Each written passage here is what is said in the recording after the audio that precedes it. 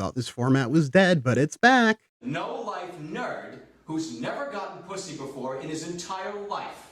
Do you ever look at the people in your life, like really look at them and stop and think, I don't know what I'd do if they weren't a part of my life anymore? Whether it's family, friends, a significant other, all of us have felt some sort of love at some time in our lives.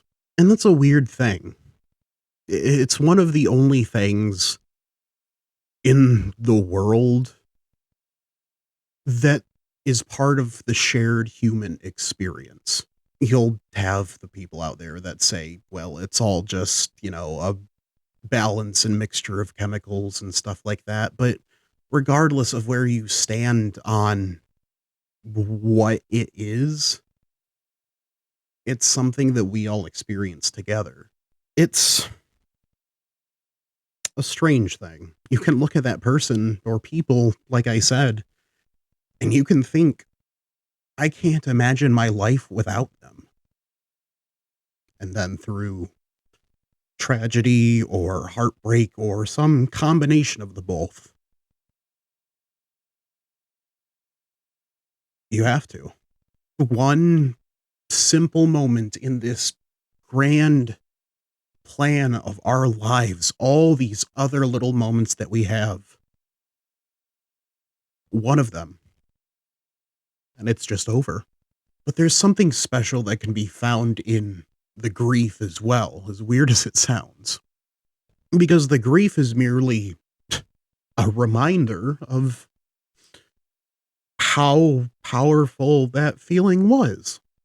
And it may be something that was super strong, or it could have been something that was barely there at all, but it was significant enough to make you feel a certain way about the people in your life. Much like how art is subjective, the way we love is subjective too. Some people have a great capacity for feeling and expressing those feelings, whereas others, they might have a great capacity but don't know how to express it. And others don't really get involved in that feeling, but sometimes wish they could. It's unique for everybody. But what's important to us as people is that we recognize that however much we feel it and however we express it, our love is our true interpretation of it. Like John Keats said in Ode on a Grecian Urn, beauty is truth, truth, beauty. That is all ye on earth know. That is all you need to know. We know that our love and our investment in other people can't be interpreted by us in any other way other than how we show it, because that is our truth in expressing those feelings. Sometimes love disappears, usually more in the romantic sense rather than the familial or platonic sense, but sometimes it can fade in those situations as well. And that's, as much as it hurts, it's okay.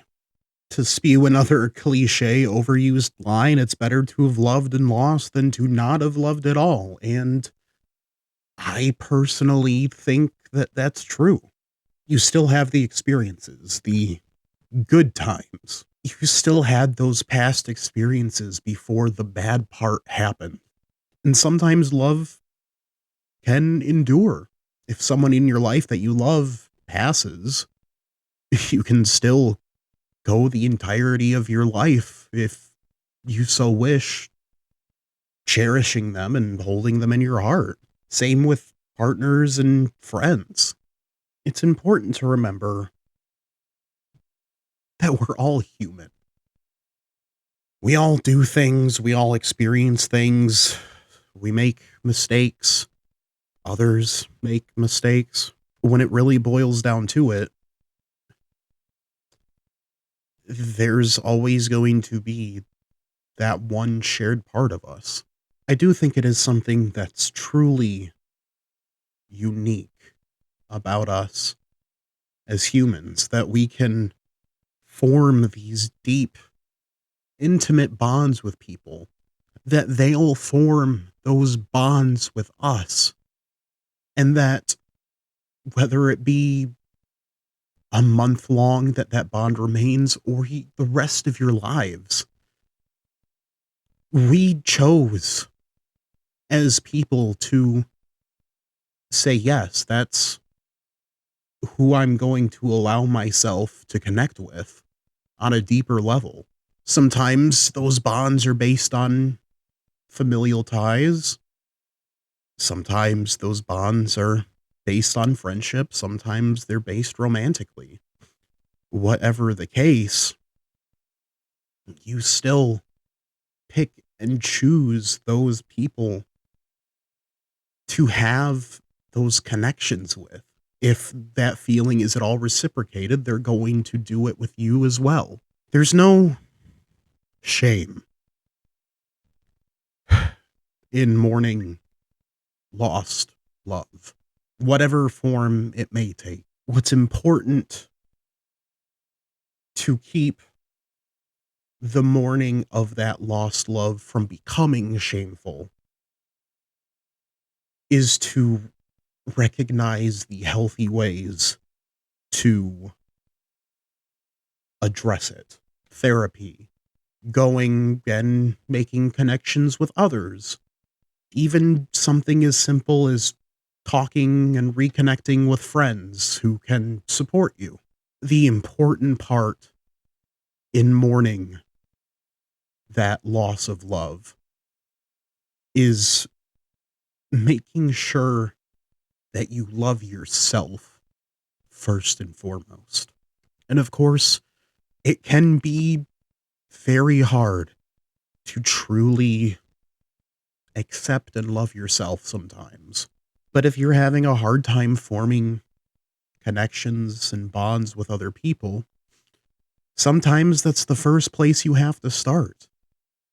You don't want to show other people that you're not capable of loving yourself and then have them worry about your capacity to care about them. It's it's all more complicated than we ever really think about. I don't really know why I'm recording this. Maybe it's to help myself process. Maybe it's to try something new. I don't even know if I'm going to actually upload this. Life is hard. Loving is hard. Losing that love, one of the hardest things you may ever experience. That's okay. You know why it's okay? Because everybody else has gone through the exact same thing. You can probably pick and choose any random person on the street, and they'll be able to relate to you in one form or another. That's why it's okay. Because we have each other. Whether you're struggling to make connections, whether you're hurting from a lost love, whether you're grieving over the loss of a loved one, you have friends, support everywhere. You definitely have my support. So please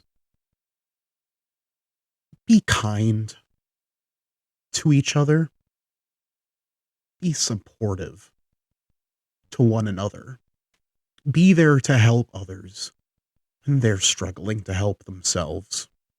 Life is hard. Life is short. But that never means that it's meaningless. Even when you're dejected and feeling at your lowest, feel that it has no purpose. You have to be strong. We all have to be strong, not just for the sake of others, but for us. Far from the earth, far from the sky, we are no other. Out in the dark, a lone speck of light.